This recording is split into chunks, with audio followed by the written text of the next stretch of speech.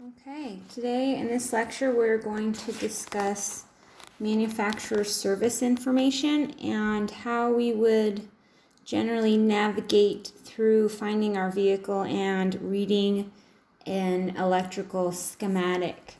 So at Direct Hit, this is one of the aftermarket information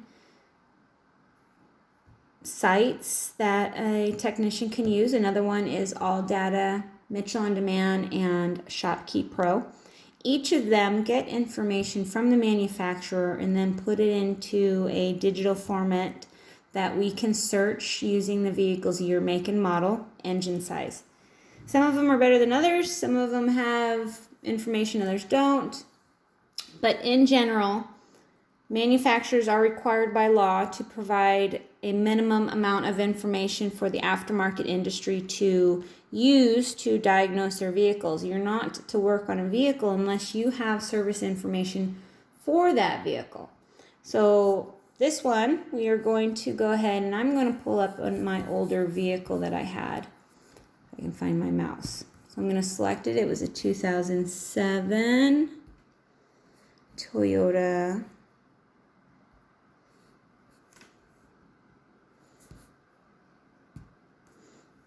and it was a Yaris. It was just a regular old Yaris, nothing special about it. And that vehicle had a 1.5 liter with an inline 4, and it was either US or Canada. So I'm going to go ahead and select this vehicle. And on average, each of the sites are going to be like this. Some are more user-friendly than others. And for this sample, we're going to focus down here.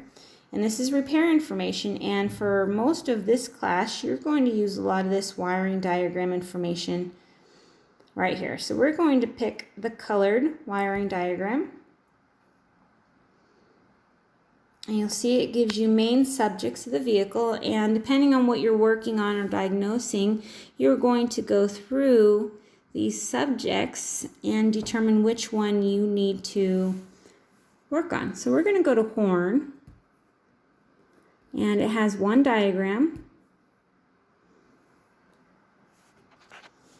And if you look right here, so this right here is our engine room junction box, left side of engine compartment. So a lot of the information is right there.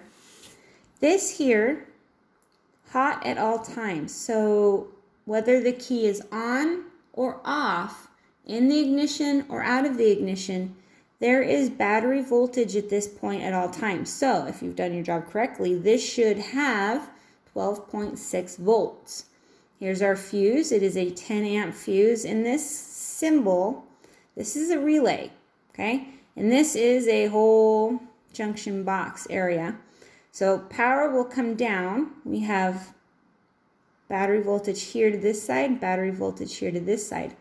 Once it energizes this, so when you push the horn, current flows through here, energizes this relay. That relay pulls the switch and it makes contact with this, now allowing a path for current to flow. As we look through here, here's our horn. Has a coil inside there as well, and here's our ground. So as our power is supplied there, we have a path to ground. Now right here, this is, you got either 1 or 2 for hatchback or sedan. Mine's a sedan. So it doesn't matter. It's the same on each of them. This here is your steering wheel, and we can tell that by our spiral cable here. This is they call it a spiral cable. When you push that center button in your steering wheel, the switch makes contact, and current from here energizes that relay, throws through here, through the clock spring, and to ground. So we have 2 circuits here, if you were to break them up. This is a ground, meaning 1 and 2 circuits, and power and power. Where they're connected is through this relay. So you can actually follow the path of power, doop, doop, doop, doop, boop, all the way to their ground. Now this is a simple circuit to look at. If we went to another one, let's say, which one could we pick? Ooh, mirrors. If I recall correctly, this had electronic mirrors. There you go. It's a little bit more intimidating, but don't get too worried. Now, this symbol down here, this is a motor. And the way motors work is they work off of reverse polarity. So if you want, let's say your automatic window, your driver's side window to go down, you'd push the button down on one way. If you wanted to go up, you'd push it on the other. And all it does is it switches polarity. And we can see that through here. Okay? Hot in accessory or on. So if the key's out of the ignition, there's no power to the circuit. It's only going to function in accessory or on when the car's running. So this comes into key when you're diagnosing a vehicle. If you're looking for voltage here and the key is out of the ignition, you're going to find nothing. So looking at this here, you'll see that, oh, I have to test this circuit with the car either running or with the key and accessory. So power will come down here through this junction here into our outer window switch. Now this is a switch, so your side mirror, the ones that where it moves the window, the mirror, so that you can automatically adjust it. We have several switches in here. Power comes in and they're supplied to all of these switches right here. Okay, these little dots are our power. This one here goes to our ground, and it's for junction box left kick panel. Okay, there's our ground. So if we want our window to go, mirror to go left, we're going to hit the left button. It's going to flick here. Current will then flow down here. It'll flick left, and it'll go all the way down to our motor, and the mirror will move. If we hit the button the other way to move it right, the right one will go here.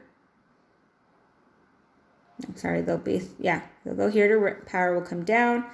The switch will go here, it'll come down, this will go here, and it will go to the right, moving it right. So your job as a technician is to determine where our voltage would be. So if you pushed the button to the left, we should see voltage here and here, and it should drop because that motor is going to use everything up. This one is a little bit more of a complex diagram. They get even worse. Toyota gives us nice diagrams. So let's see, lights, ground distribution, control panel, power steering. I thought we had backup lights somewhere. Yeah, we'll go for headlights. I had a sedan. Boop.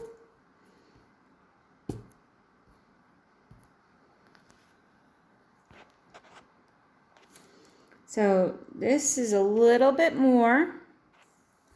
So what we have here is, focus, engine room, left side of engine compartment, hot at all times, hot at all times, hot at all times, instrument panel. That's a fog light. My car didn't have fog lights, so we'll stick with this one. So hot at all times here. This is the right headlight. This is the left headlight. So if you're looking at the car, there you go. You scroll down here. This is the dimmer switch that's in your inside the dash where you could flick it bright. You got flashers, low, high beam. So as you're driving down the road tonight, look at your, you have your lights on, flick it. So this is what's happening. Hot at all times. This one's gray. Let's see if we can find our ground. This is beams, relays, dimmer switch. There's a ground. Okay? So remember, current flows to ground. And our voltage should drop right over these light bulbs. And if we don't, we would have to check all of these points to see where we are dropping voltage or if we have an open somewhere.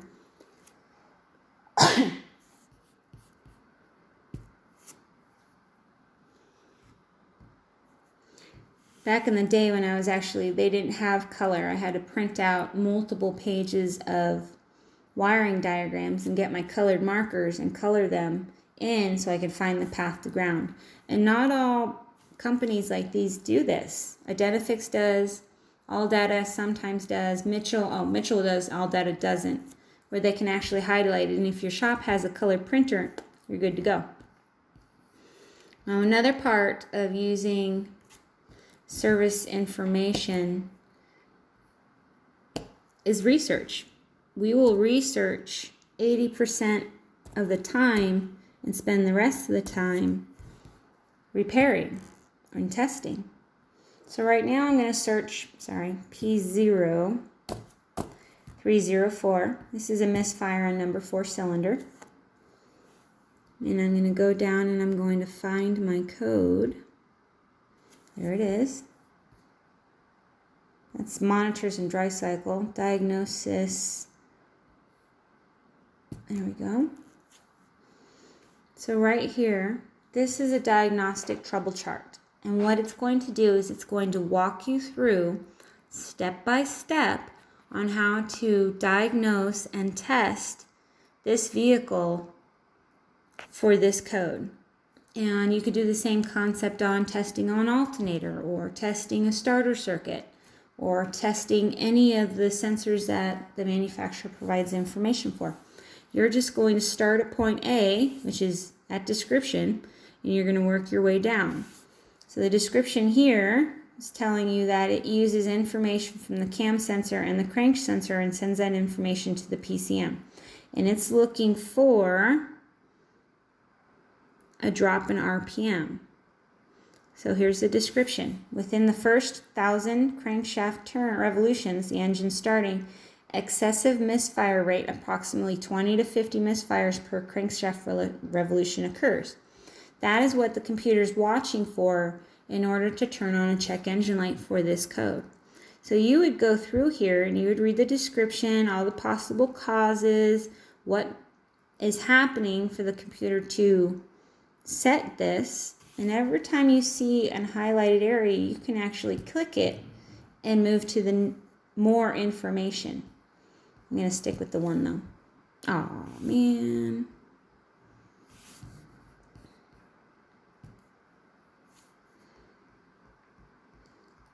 So as we scroll through here, you would be reading this, but I've already been here once. This right here is a wiring diagram of the ignition system. And it's letting you know, here's our battery. Here's our main fuse. It's a big one. Here's another fuse. Here's our ignition switch where you put your key in. Here's the relay. So when you turn the key to the ignition to turn it on, current will flow through the switch, energize the relay, and go to ground. When it energizes that switch, it'll close it here, and it'll send current to the ignition coils. Each one of these coils will fire depending on which cylinder it's on.